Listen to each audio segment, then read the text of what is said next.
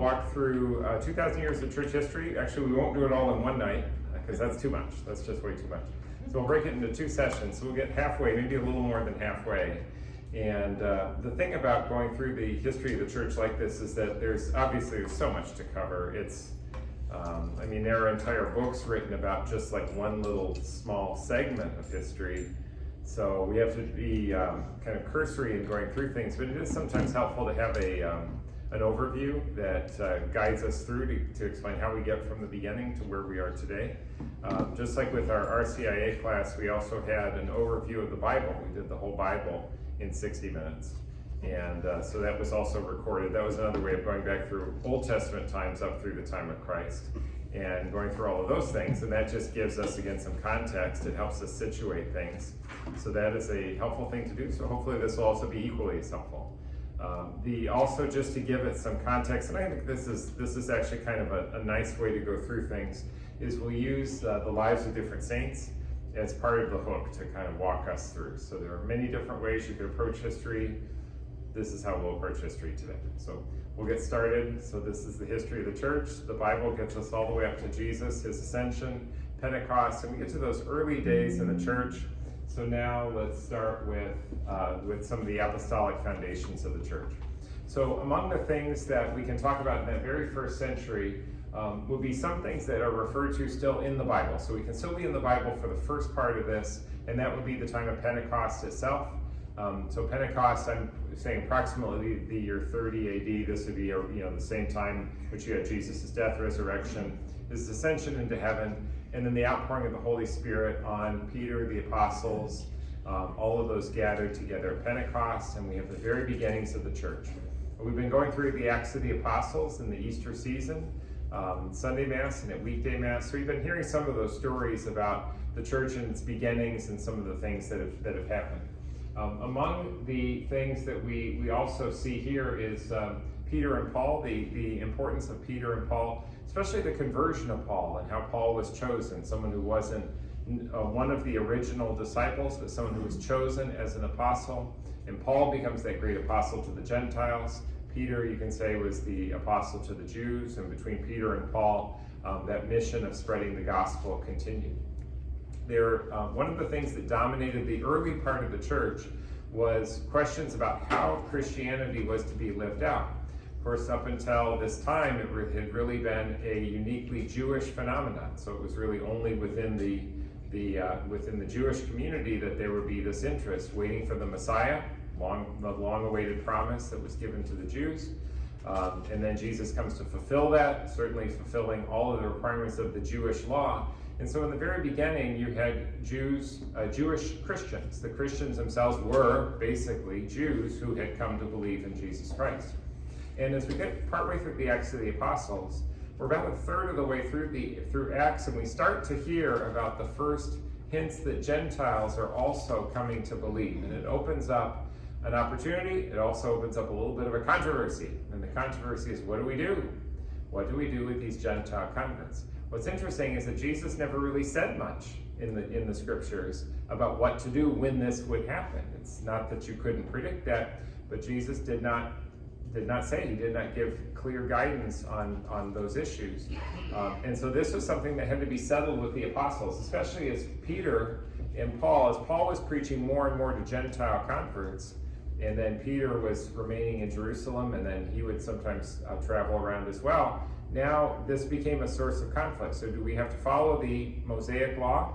Do we have to keep all of the traditions of the Jewish custom or not? Paul was telling them that they did not. It was sufficient to believe in Jesus Christ, whereas others had said, well, no, you have to become a Jew first, and then you can become a real Christian. But if you don't convert to Judaism first, then you're not really an authentic Christian.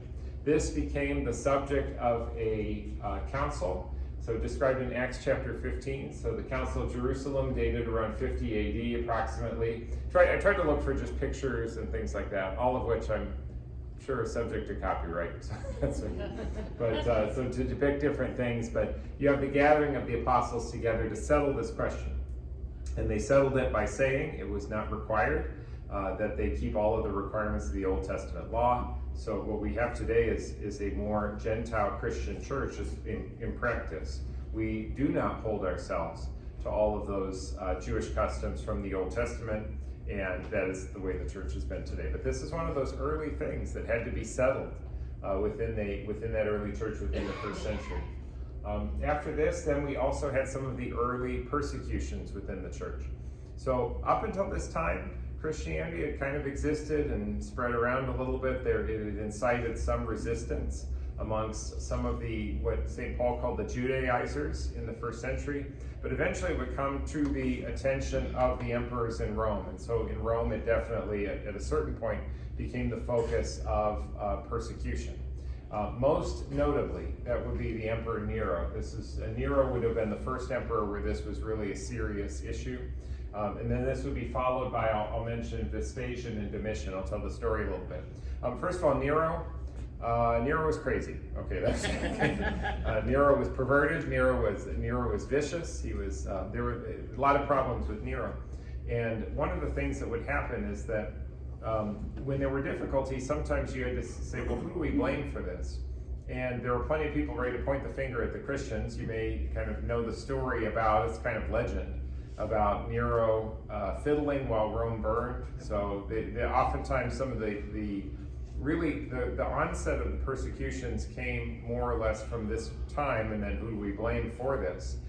So the Christians began to be blamed.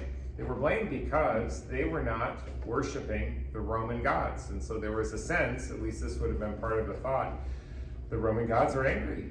And so if people are not worshiping the Roman gods, then they have withdrawn their favor, and so the Christians then take the brunt of that abuse. So Nero really brought about a tremendous number of martyrs in some of those early days from about 63 AD on. These are not the years of birth and death, but his time as an emperor. So this would be the years in which he served as an emperor, and by, not right away in 54, but by about 63, in the first century, the persecutions began, and they continued on for 3 to 4 years. The book of Revelation talks about a kind of a period of 3.5 years and a period of 3.5 years.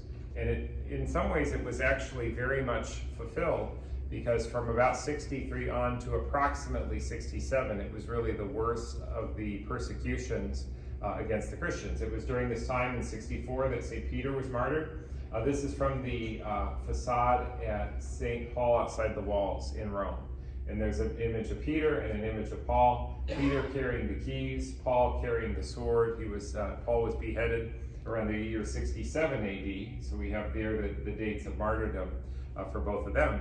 And so this is really that time of great persecution. And then at a certain point, Nero began to turn his ire not against the Christians, but more against what he saw as inciting some of the trouble, and that would be against some of the Jews, and in particular, the Jews in Jerusalem, who were very much looking for an opportunity to somehow reassert their control.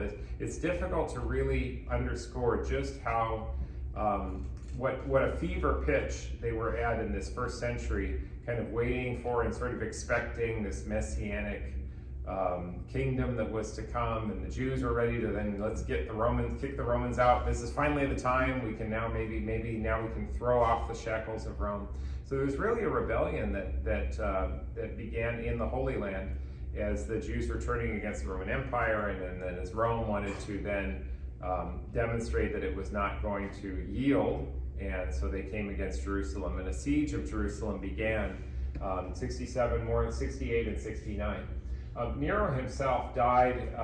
And the story is, I believe he committed suicide, and then he was followed by 4 emperors in rapid succession. It was just palace intrigue. It was someone then, if someone rose to authority, someone else within that potential line of a future emperor would then attack that person so someone else could become emperor. So it was very much the palace intrigue of people working against one another. Total lack of stability in Rome, no sense of direction, until a general turned emperor, Vespasian, then took over. He finally solidified things, and he brought the full force of the Roman army against the city of Jerusalem with a siege that lasted until eventually in 70 AD the city of Jerusalem fell.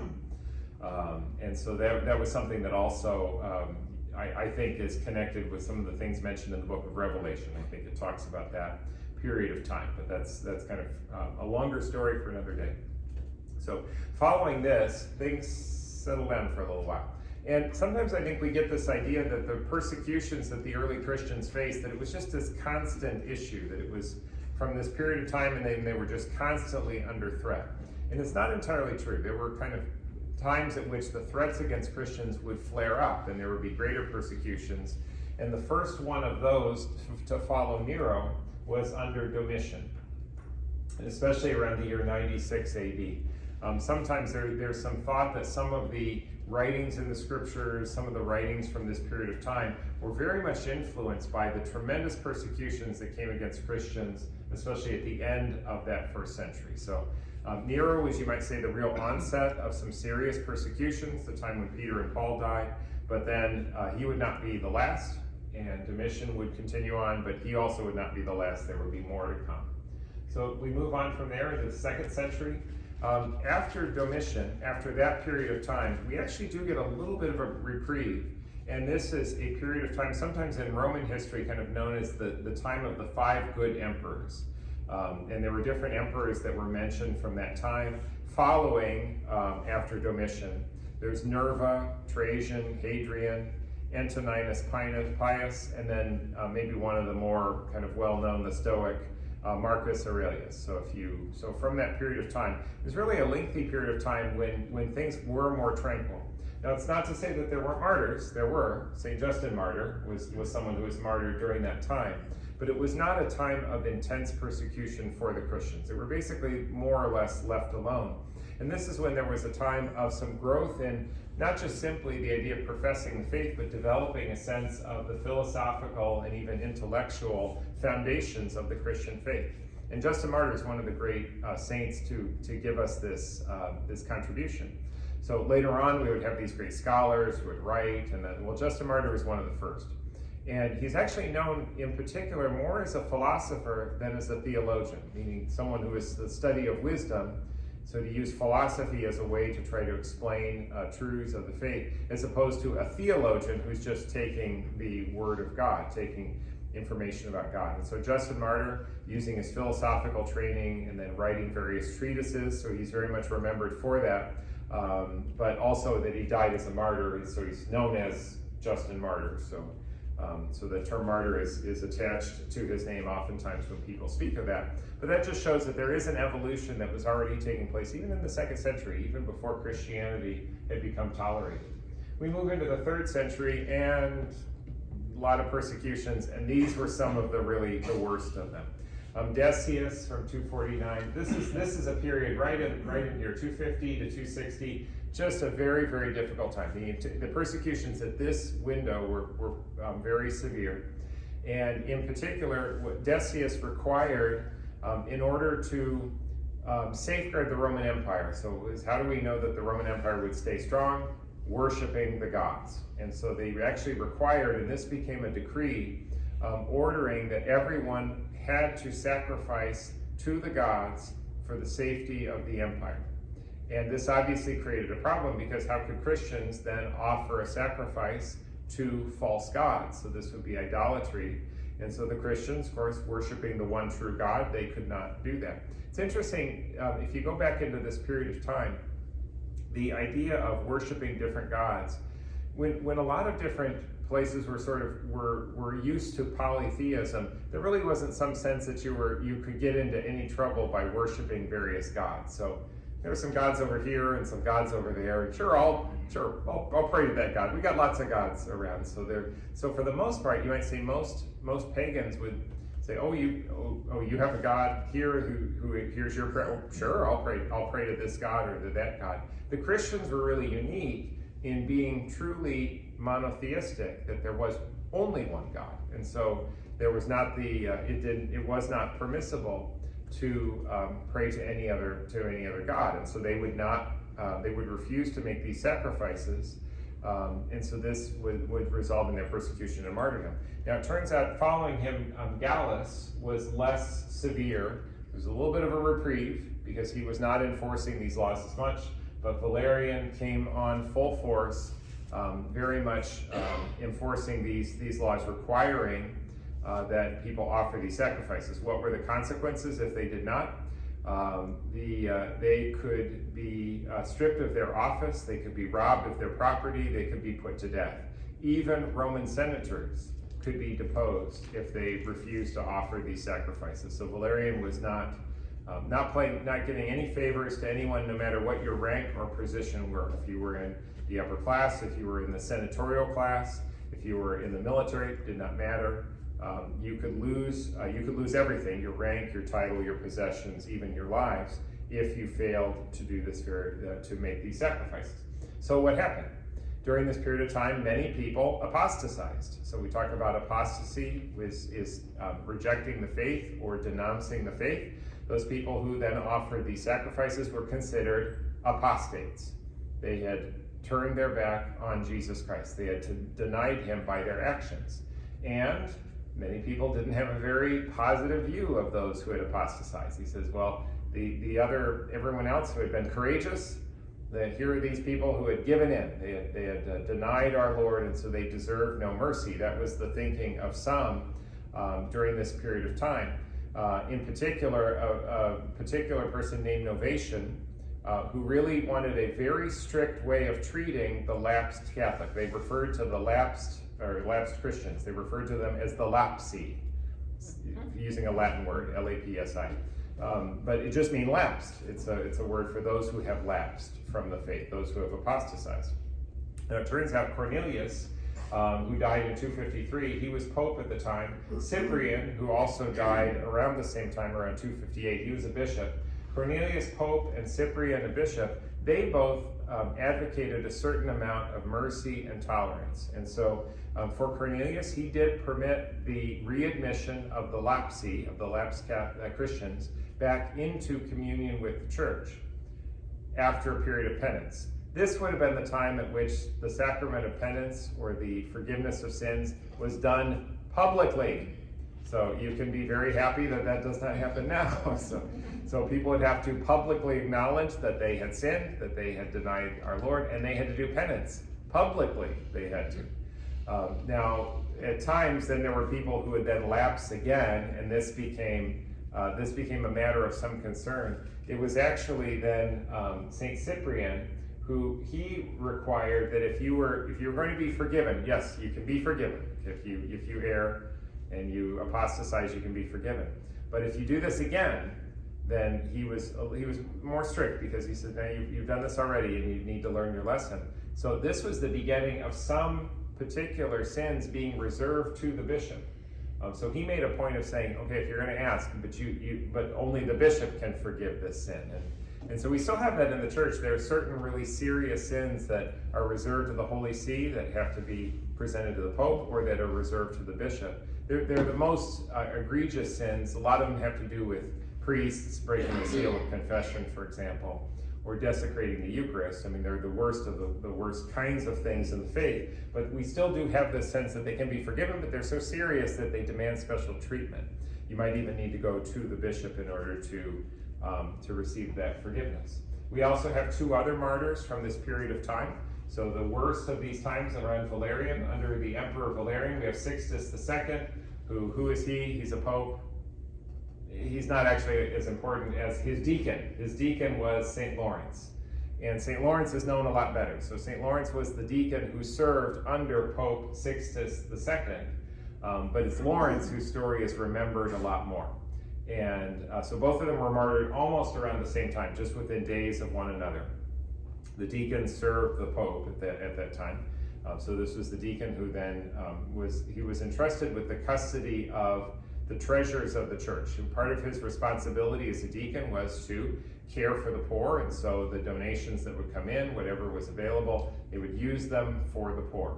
Well, the emperor got wind of this, and the people in charge in Rome got wind of this, and they said, "Oh, Lawrence, so you have all these treasures.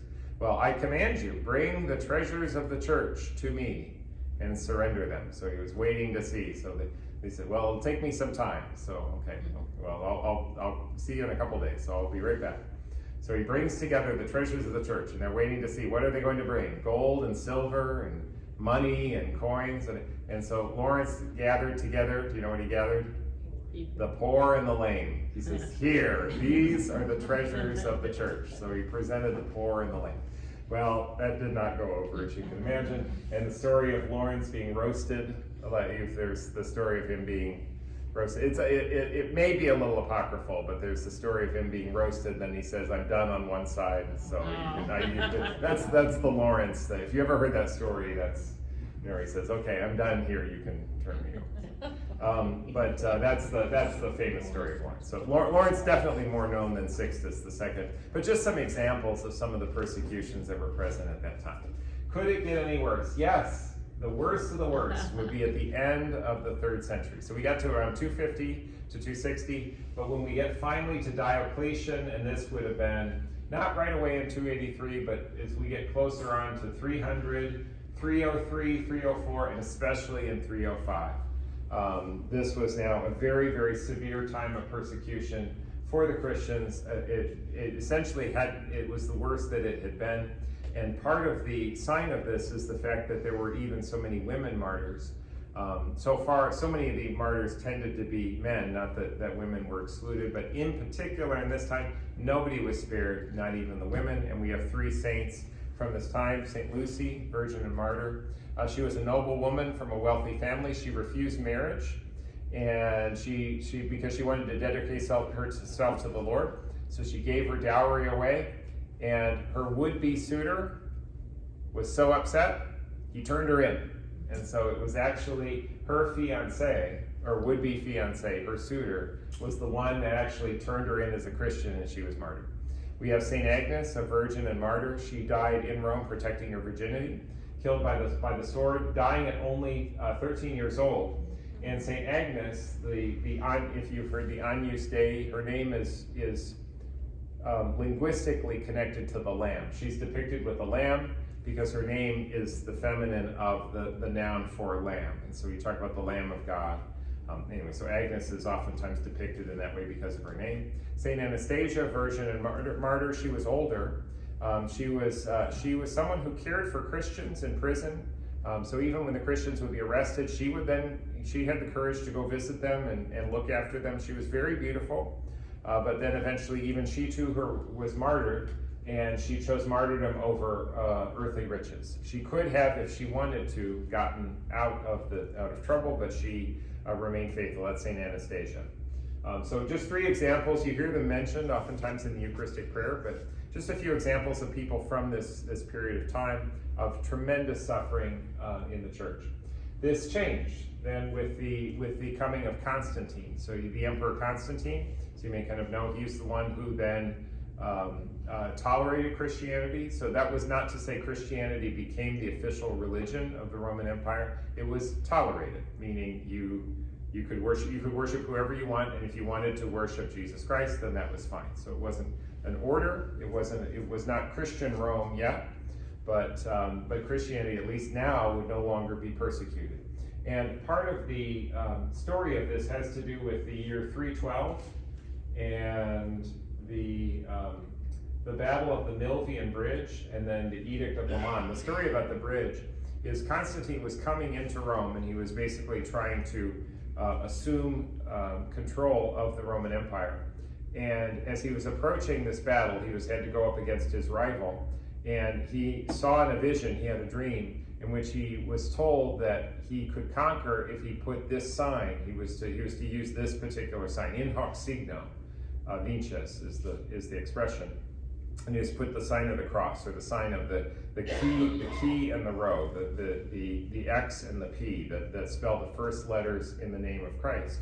So he placed this on all of the shields, on all of this insignia on the military equipment that the soldiers wore, and they were successful at this battle. And so it was considered a sign that Christ had intervened, and it was a grace that allowed Constantine to win in this battle, and it allowed him to become emperor. And then after that, with the Edict of Milan in 313, he officially ended the persecutions against the Christians. So Constantine was the important person here. He died in these would be the years of his No, he couldn't have been born in 306, but he died in 337. He was a catechumen throughout almost all of his life. He was baptized only at the end. So he saved baptism until the end because he figured he had a lot of sins. So he saved it up and was baptized at the very end when he figured he couldn't sin anymore, I guess. So that's part of the story of Constantine. Then we move on. So once Christianity becomes tolerated, now all of a sudden things can start happening that had not been possible before. Churches were being built.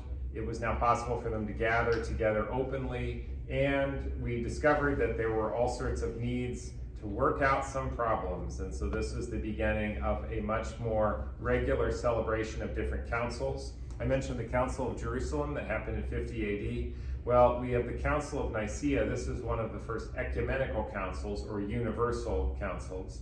And so this was a time for bishops to gather together in Nicaea and to deal with the different heresies that were present at the time. And out of Nicaea came the Nicene Creed. That may sound familiar. So the Nicene Creed was composed largely in the Council of Nicaea. And it spoke about Jesus being consubstantial with the Father. This was something that was also supported very much by the teaching of St. Athanasius of Alexandria. Here's another great theologian and saint. St. Athanasius was very influential in developing this doctrine or teaching that Jesus Christ is divine. He is of the same substance as the Father. This would be against the heresy of Arianism. The heresy of Arianism, taught by Arius, is one that teaches that Jesus Christ was not always eternal. Jesus Christ was a creature, a high exalted creature, but someone who got adopted by God and became divine. But he was not always divine. And there was a time when Jesus wasn't. That would be Arius talking. And that was condemned. So we do not believe that Jesus is not eternal and that he was not always divine. We say he's consubstantial with the Father, existing with the Father from all time, so that he always was. The St. Athanasius, he suffered a lot. It's remarkable that during this period of time, there were a tremendous number of bishops who were actually Arians. Okay, but they believed in Arianism, and in fact, more bishops were probably Arian than were Catholic at the time. So that was it. And yet, St. Alexander persevered and continued, even at great personal threat. Even you had the Eastern and the West Roman empires. You had, during this period of time, you had the Eastern Roman Empire centered in Constantinople, the Western Roman Empire centered in Rome. St. Alexander ran into trouble in Constantinople with the Eastern Roman Empire, who was very upset with him about denying Arianism. And St. Athanasius had to be exiled from his see of Alexandria, his bishop of Alexandria. He was exiled 5 times. He had to flee and live somewhere else, but he always persevered, and this is one of the great testaments. You might think these are strange things for people to fight over. Back then, this was serious business. Mm-hmm. Who is Jesus? Is he God? Is he man? How do we describe him? These are some of the great debates from those early centuries of the church. Another figure from this period of time, he doesn't have anything to do with the Council of Nicaea, St. Anthony of the Desert, one of the first examples of monasticism. In fact, we really wouldn't call this monasticism as we would come to know it later. He was really more, I guess you would call him a hermit. So he just went to live out in the desert. He lived in distant and remote places. He did have other people who followed him and wanted to live like he did. So it's not that he was entirely isolated. There were others who followed his example.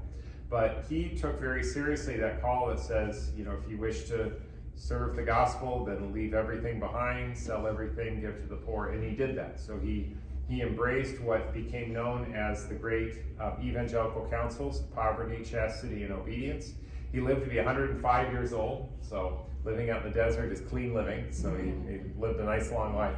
He was also known for constantly being attacked by the devil. The devil was always attacking him. But St. Anthony, he could always overcome the devil. So with the power of Christ, his holiness was so great that he could rebuke the devil, and so there were a lot of famous stories about him rebuking the devil, living out in the wilderness. So here's kind of a nice depiction of Anthony of the Desert. So a great model, and really at the very beginnings of what you begin to see as religious life is religious make vows of poverty, chastity, and obedience. Anthony of the Desert was one of the first to really embrace that and show in a concrete way the way that could be lived. Back to more councils. So after Nicaea, then comes another council, Constantinople. The Council of Constantinople, 381. Technically, the creed that we have today is the Nicene Constantinopolitan Creed. It came out of both of those councils. The creed as we say it on Sundays. The Apostles' Creed is more first century. You might hear that in the Rosary. This would be the Nicene Creed, the one that we use on Sundays. And in particular, in 381, we also have resisting the heresy of Apollinarism and the heresy of Sabellianism. And so you think, okay, well, what's next? Well, it all has to do with what they say and what they believe about Christ. So Apollinaris, the author of Apollinarism, he claimed that Jesus had a human body, but he had a divine mind. He did not have a human soul. This was condemned. Because and this was one of those things they're trying to figure out. So how can Jesus be a man and how can he be God? It was really something that caused a tremendous amount of difficulty, and people had a hard time wrapping their mind around what the church now teaches, that he was fully God and fully man. And so these were different ways in which people tried to figure that out. But he came to a heretical view of really denying to some extent Jesus's full humanity, his full share in humanity. Another one, Sabellianism or modalism, says, well, there's only one God, and sometimes he acts like the Father, and sometimes he acts like the Son, and sometimes he acts like the Spirit, but there aren't really three persons. So that's where the Trinity gets a little like, how could that be? This was the Sabellius, his effort to explain that, and that was condemned. So we believe that there are three persons in one God, the Trinity, which is a very difficult concept for us to really wrap our minds around, and yet that could be denied. So whether it was something about Christ or something about the Trinity, there were different heresies at the time that were condemned. Later on, we also get to another heresy of Pelagianism, which was something that was fought against by St. Augustine. Pelagianism is the one in which we think we can work out our own salvation. That would be salvation through works. So the idea that by our own will, salvation could be earned. We can earn our salvation by doing enough good works. That would be the concept of Pelagianism. St. Augustine was very much resistant to that and was one of the great opponents of Pelagianism. So St. Augustine, one of the great fathers and doctors of the church, so living from the 350s up until 430, he lived, the Confessions of St. Augustine are the story of Augustine recounting his life. He was born into a family with a Christian mother, Monica, and a pagan father. And although he was introduced to some Christianity from Monica, he thought he knew better. And so and you've never heard this before, right? That a young adult would think he knows better, and so he decides to go off into the world. So he goes off into the world and spends all his time looking for answers. He's a very intelligent man, and he is taken in by a Gnostic teaching, a Gnostic heresy called Manichaeism. And so he ends up kind of going and searching for the gurus and the experts and the people who would be able to teach him all the things he would need to know. And he learns rhetoric, and so he becomes a very powerful speaker, and he acquires quite a bit of status and prestige within the world. He ends up going to Milan, a center area for Christianity at that time, and he ends up meeting St. Ambrose. And it was St. Ambrose of Milan who was responsible for converting Augustine. And Augustine would go through this revelation in which God had always been with him, but he had been far from God. And it finally took him time to come to realize what was right in front of him the whole time, which was that Jesus Christ, by grace, had called him and saved him. And so Pelagianism became very much something Augustine rebelled against, because this was not something you could earn by works. I think he had tried in so many ways. But eventually he came not only to become a Christian, to be baptized, but then eventually also a priest and a bishop.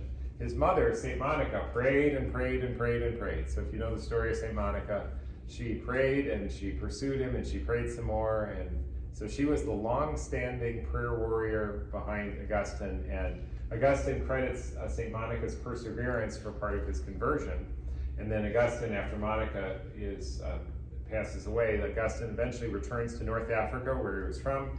He is not only a priest, but then also a bishop, and very influential in some of one of the great early fathers who wrote so much, and his writings were so influential and shaped and guided the church. He wrote on the Trinity, he wrote his life story in the Confessions, he wrote on the City of God. So tremendous author, great contributor to the church.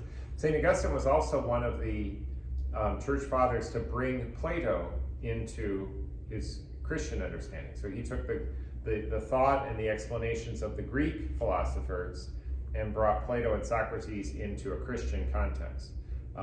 He wasn't so big on Aristotle. We have to wait another 800 years for someone to get really excited about Aristotle. You know who that is? It's going to be Thomas Aquinas. Okay, but that's okay. So for right now, the church is kind of cool with Plato. We like Plato, and Augustine then baptizes Plato. I mean, in an intellectual sense, and brings that thinking into the church. We move on with the Council of Ephesus. So here's the next council. We're up to 431. The heresy here is Nestorianism that called for the calling of the Council of Ephesus. Nestorius was someone who taught that Jesus, well, he can't be God and man in the same sense. So he was trying to then make a distinction between Jesus' humanity and Jesus' divinity. And let's talk about the human part of Jesus and the divine part of Jesus. And so one of the ways that Nestorius could sum that up is he could say, well, Mary can be the mother of Christ. She can be the Christ bearer, but she can't be the mother of God. She can't be the God bearer. That doesn't make any sense. Nestorius taught that you could refer to Mary as the Christotokos, the Christ bearer. Well, the Council of Ephesus said, no, you cannot divide Jesus in two. You can't, as he is united together in what they call the hypostatic union. You cannot separate his humanity and his divinity. And you can't carve out the human part and the divine part and somehow then separate them and put them next to one another side by side. He is God and man.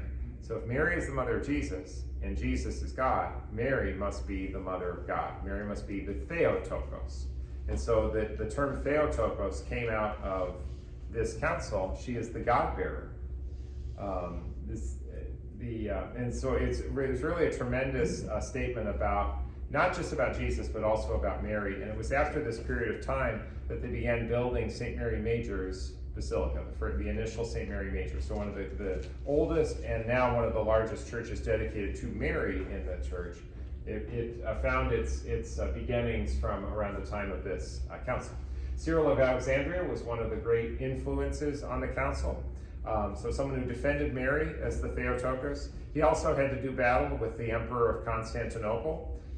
They had different controversies, but Cyril of Alexandria was always consistent in upholding the faith, and so really demonstrated his orthodox teaching. St. Cyril promoted devotion to Mary.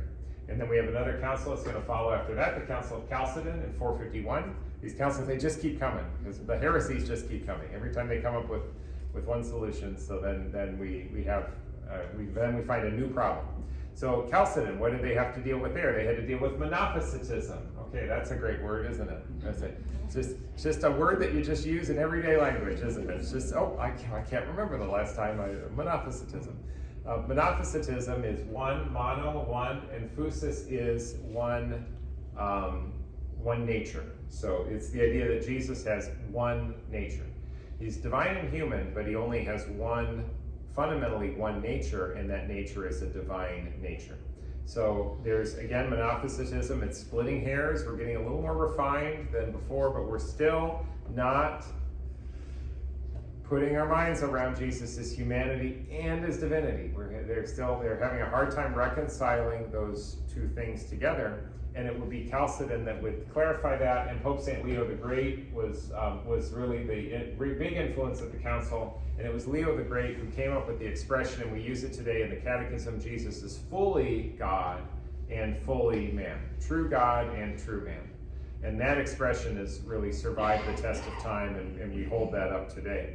And this really resolved almost everything. So this kind of put to rest all of these debates and heresies and disputes about who Christ is and how all of this can work. So Leo the Great was really known in particular for his courage for this. There is a bas-relief that is actually found in St. Peter's. And this is very hard to see on the basis of the, just because of the, so it's three-dimensional, and it's hard to really tell what's going on. But Leo the Great is coming up against Attila the Hun in this. So he was not only a theologian, but he was also a courageous warrior in a certain sense. He stood up to Attila the Hun. So Attila was coming in, and he's going to take over in Rome. And Leo the Great comes out against him, and he's there. He's ready to proclaim Jesus Christ and to tell Attila to go away. And what Attila sees is he doesn't just see Leo the Great looking at him. He sees a vision of the host of angels that are up above in heaven. They're ready to come at him. So here he is trembling with fear. So Leo is able to bring Attila the Hun to tremble with fear and to back off. But it's part of it is because of this story having to do with Attila actually seeing this mystical vision of the choirs of angels ready to come against him to do war. So that's the story. So that's a very courageous man, Leo the Great. So then we have missionaries within the church. So another thing that occurred over time as the church began to reach out even further. So we know that from the Acts of the Apostles, they started in Jerusalem. They kind of made their way out to other parts of Asia Minor. Paul went around to Greece. Eventually they went around to Italy, got into Rome, and so things continued to expand throughout the Roman Empire. That brought them into Spain. What about other places? Well, eventually they would head into France or Gaul. That would be Martin of Tours, who would be the great apostle of France. St. Patrick, okay, so Ireland, and St. Augustine of Canterbury in the 5th century in England. So you have, I found some really garish pictures of St. Patrick. Most of them had to do with people with green beer in their hands. I did not pick one of those pictures. I think this I thought was a little bit of a nobler picture of St. Patrick. St. Martin of Tours, he was a soldier, and the story, if you know the story about him as a soldier, he came across a poor beggar at one point, and the beggar had nothing to wear, and so St. Martin of Tours took his own military cloak, cut it in half, which was crazy because it's a very fine piece of fabric, so he was essentially ruining it. But he gave half of his cloak to the beggar so he could have something to wear. And then later, that same beggar appeared to Martin of Tours in a dream, except it wasn't a beggar, it was Christ. And he was wearing that same cloak. And so it's one of the times you do something for the least of me, you've done it for me. And that was part of Martin of Tours' conversion, and he really did become one of the great witnesses to the beginning of the Christian faith in France. And then Augustine of Canterbury in the 5th century. So here's kind of a depiction of Augustine of Canterbury, who was also very responsible for bringing, especially to the people in positions of authority in England, bringing the gospel and winning people over for Christ. So, and there are all sorts of missionaries throughout the church, but this was a time that was very rich in missionary activity as the church was really expanding, continuing to expand. Now we have more monasticism, except this is now the monasteries as we would really come to know this. This would be St. Benedict and St. Scholastica. So they now begin to not just the idea of living as hermits in the desert like St. Anthony, but actually coming together in an actual community to live out the evangelical counsels of poverty, chastity, and obedience. The rule of St. Benedict has been a model for religious life really throughout. It's one of the great rules that the religious orders do come back to. In this case, you would have Benedict, who founded the monastery at Subiaco, and later Monte Cassino, which has nothing to do with gambling, by the way. It's an unfortunate name with today's language. But he would give the maxim ora et labora. So the two great things that the monk would do, pray and work. So do those two things. And the community would gather around their superior, who would be a father to them.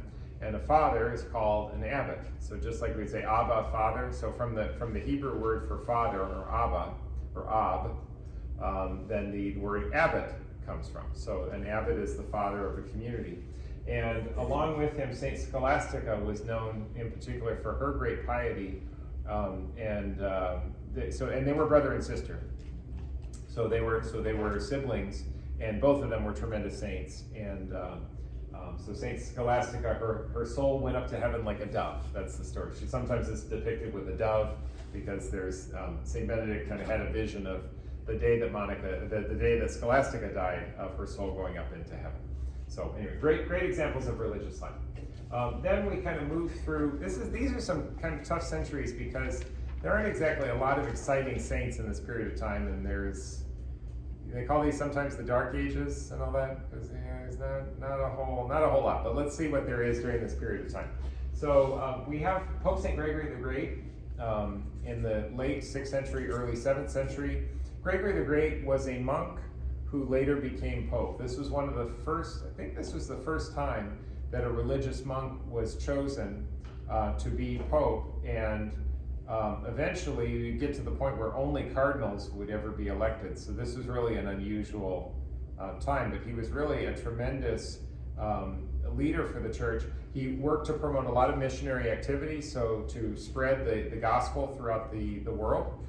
Including sending St. Augustine of Canterbury, who was on the previous slide, to go to England. He was also particularly known for promoting the liturgy and also chant. You ever heard of Gregorian chant? This is him. Okay, so this is Gregory.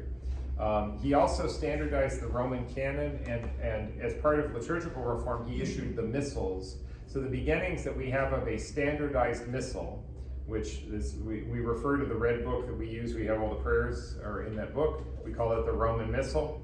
So the Missal it gives the order of Mass. And so some of the standardization of that, including the Roman canon, which exists in fundamentally the same form then as it does today. If you hear the first Eucharistic prayer, it's the same prayer. And that goes back 1,400 years. So, or perhaps even a little longer. So that was Gregory the Great, who really was a tremendous reformer and a tremendous leader for the church. Following that, there are a couple little details of, have you heard of Pepin the Short? There's the donation of Pepin the Short. Pepin was the father of Charlemagne. Okay, Charlemagne became the first Holy Roman Emperor, and that was in the year 800. He was crowned Holy Roman Emperor on Christmas Day in the year 800. And his father, named Pepin the Short, doesn't sound like a very nice name to me. But as part of a treaty with the Pope at the time, this was the beginning of actually entering into a treaty and giving to the Pope. This is a sign of the Pope's beginning to have increasing authority in the world, not just religious authority in the church, but temporal authority in the world. Pepin the Short is the one who initially gave the promise of land, and that land is what became the beginning of the Papal States. So that's why this is important. So in this period of time, we're beginning to see two things occur, and that's that you're seeing the popes themselves rise in authority, even exercising temporal authority over certain territory. And you're also seeing the authority and power that's coming with the individual lay kings or emperors and their authority. And you know what's going to happen at a certain point? That's going to clash. Okay, so this all seems well and good while we all like each other. Charlemagne is good to the church, and the Pope is good to Charlemagne, and we get a donation of land, and the Pope is now governor of the Papal States, and it's all good. It's all good until it goes wrong. So that's where we have to keep our eyes on. A little before we get to some of those controversies, we have one sort of last, not a heresy so much, a great controversy, and one more famous council that's at least worth mentioning, Nicaea II, the Second Council of Nicaea. We're up to 787. This had to do with the iconoclast controversy, and it was Gregory II, who was one of the big figures who fought this battle. Gregory II is the one who defended the use of icons and images. Later, after Gregory II had died, eventually a council would come and affirm the teaching that the use of icons and imagery is perfectly fine. The reason for the controversy, and it developed in part more in the East, it was more with the Byzantine Emperor Gregory II and Leo III. the emperor in Byzantium in Constantinople and the Pope were on opposite sides of this issue involving icons, so imagery. Why was that an issue? Because going back to the scriptures, going back to the Ten Commandments, what does it say about images? Thou shalt make for yourself no graven image. And so this became a time he says, well, if we really are serious about that, then we should not have any graven images. And, we think back to the Ten Commandments and the idea of presenting an image of an eagle or a lion as a god or something like that, a bull or an ox. Here, when we start talking about icons and images, we're not saying that we worship the image, but the image becomes for us, and this is something that really is part of the incarnation of Jesus Christ, is that we can say this now is for us a depiction of, whether it's of Christ or whether it's of a saint, but for our inspiration and for our veneration. We're not worshiping the image as if the image is God, but it's reflecting to us holiness and virtue, either in the depiction of Jesus Christ or in the depiction of one of the saints. So this whole notion of whether or not we can use that Catholic art essentially was saved in Nicaea too. So if it wasn't for Gregory II and Nicaea, the Second Council of Nicaea, had they not taken a strong stand on this, we might have lost all of the Christian art that we would otherwise have had. So that's it. Anyway, so this was an important thing just in terms of preserving the value and the dignity of art, which is so often a part of our churches and our religious experience now. It would seem like it would be such a tragedy to lose that, but it was under assault at one time and it had to be defended, the use of imagery and art in the church. Moving on from there, we also have in the 800s St. Cyril and Methodius, so some very important figures in the discussion between the East and the West, the Eastern Church and the Western Church. I've hinted at this a couple times, that in the early days of the church and with the Roman Empire, so it used to be that the Roman Empire is one empire, and then by the 2nd century AD, and certainly by the 3rd, it had become difficult to manage such a large empire. And so there was the Western Roman Empire, and that would be centered in Rome, and the Eastern Roman Empire, and that was centered in Constantinople. Okay, so we kind of have that's sort of in the background there. You would have what you might sometimes call the Latin part of the empire, Latin in the West, in Rome, or sometimes you would talk about the Greek Empire, where Greek was spoken more frequently. And for a while, the official language in the church was Latin and Greek. I mean, they're both Latin and Greek were used at a period of time. So, well, anyway, out of all of this came two different branches of the Catholic Church, really. There was the Latin Rite, the Roman Rite, that came out of the Western Church. But then out of the Eastern Roman Empire came the Greek-speaking Eastern Rite Oriental churches, but still all Catholic. And one of the things that Cyril and Methodius did is they really worked to strengthen the unity of the church, which had grown up sort of in two different directions. And Cyril and Methodius were sent, and they actually went into the Slavic countries, and they promoted they worked with the Eastern influences within the church, but then always maintained their allegiance to the Holy Father in Rome. So it was maintaining unity within the church while allowing for the appropriate diversity that should exist in those places where their traditions had been different. So you had one of the controversial things Cyril and Methodius did, and one of them is a priest and one of them is a monk. Cyril is a priest, Methodius was a deacon, so he was and monastic as well. So they brought the gospel to the Slavic peoples. They created the Cyrillic alphabet, which uses capital Greek letters. And that's how, when you're looking at Russian, for example, that would use a Cyrillic alphabet or a Cyrillic alphabet. They would use the Slavic languages, not Latin, for the worship. So this is a big thing. Could they do that? They got into some controversy over that, but in Rome would support their decisions to use Old Slavonic as their language for their prayer. But they also worked at the same time to preserve the traditions in the East while maintaining unity with Rome. And this was a great contribution of Cyril and Methodius, but unfortunately it all went wrong. In 1054, you had the schism between East and West. And in 1054, this is as much political as it is theological. The story that happened back then is that it had to do with the creed and how the creed was said And it says, we say in the creed that the Holy Spirit proceeds from the Father and the Son. Okay, we say Father and the Son. That language "and the Son" didn't go over so well in the Eastern part. They said, no, the Holy Spirit proceeds from the Father. It's semantics. If you were to delve into it, we're not talking about, like, we have huge differences here, but Rome said you have to say "and the Son." And then in the East they said, oh really? Okay, well, let me tell you what we're going to do here. And it was not just the theological part, but it really had to do more with authority, and it was a very political thing at the time. And what ended up happening is the Patriarch of Constantinople ended up excommunicating the Bishop of Rome, and the Bishop of Rome excommunicated the Patriarch of Constantinople, and it turned into actually a really big mess. So unfortunately, there was a schism that went back at that time, and this is where you can say it was the beginning of the Orthodox Church. So when you have the Orthodox, as we would say them today, you get Greek Orthodox, Russian Orthodox, all of that. So those would be people who profess the same faith, but they do not recognize the authority of the Bishop of Rome. They don't recognize the authority of the Pope. Amongst all of the Eastern Catholic rites, there are also you have Orthodox who do not acknowledge the Pope, and within that same family you have Catholics who do acknowledge the Pope.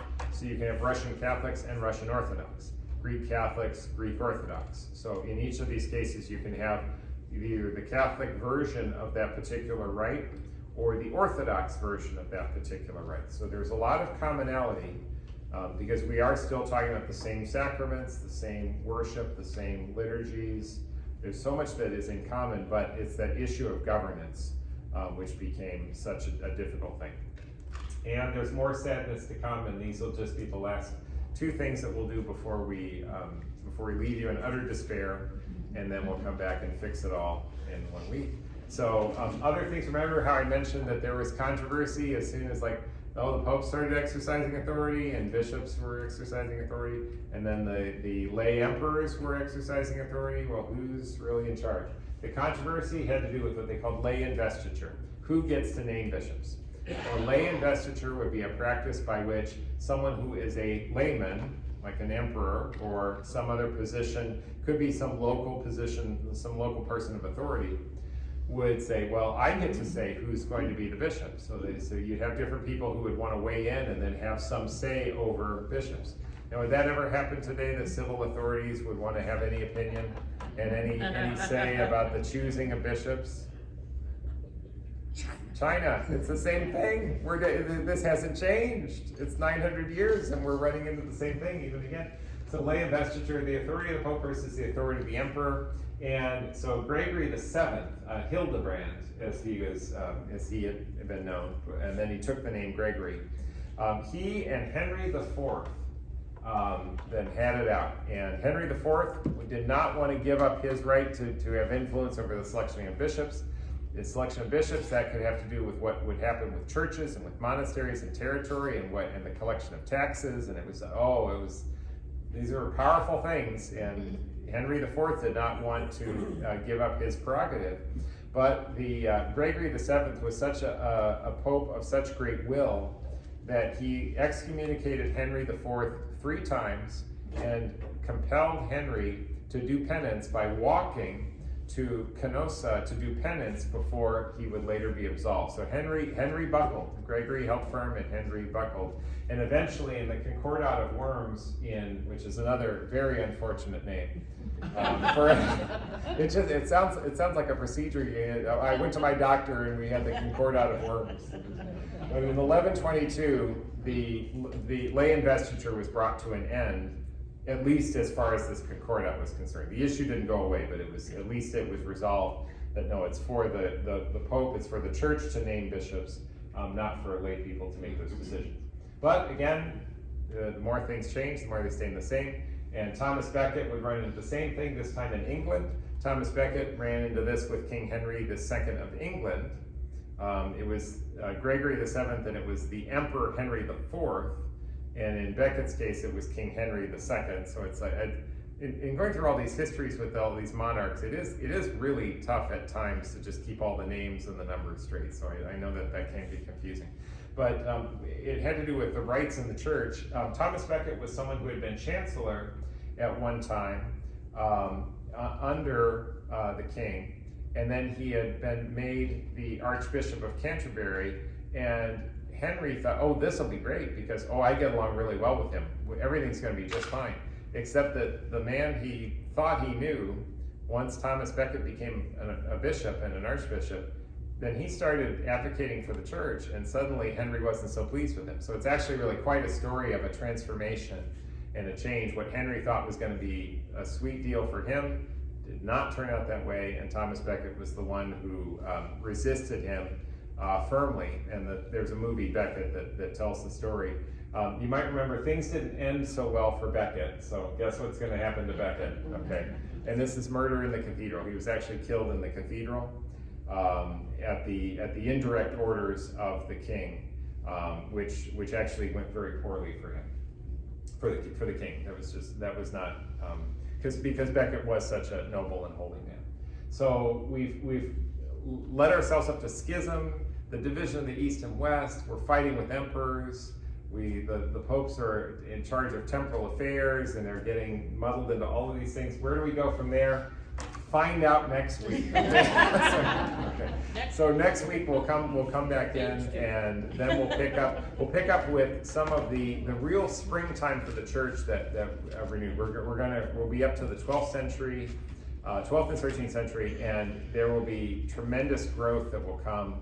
So the dark ages are going to be past, and we have the things that did not gone so well for the church, but all that can turn around, and it will, and it'll start next time when we start with the mendicants. We're going to run into someone you might have heard named Francis, and someone else you might have heard named Dominic, and it's the beginning of a whole new change in the church. So anyway, so I appreciate your attention today, and the chance for us to get halfway there, and we'll get the rest of the way there.